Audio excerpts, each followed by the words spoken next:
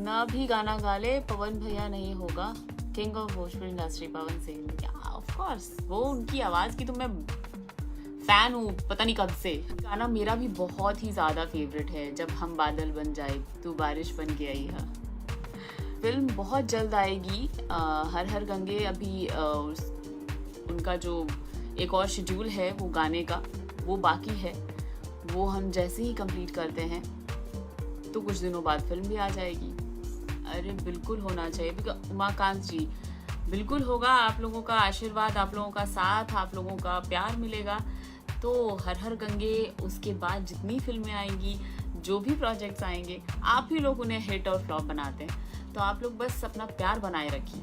Thank you पवन भक्त। ओहो, नाम ही रख लिया पवन भक्त, वाह। ना भी गाना गा ले पवन भैया नहीं होगा king of Bhojpuri industry Pawan Singh. या ऑफ कोर्स वो उनकी आवाज की तो मैं फैन हूँ पता नहीं कब से।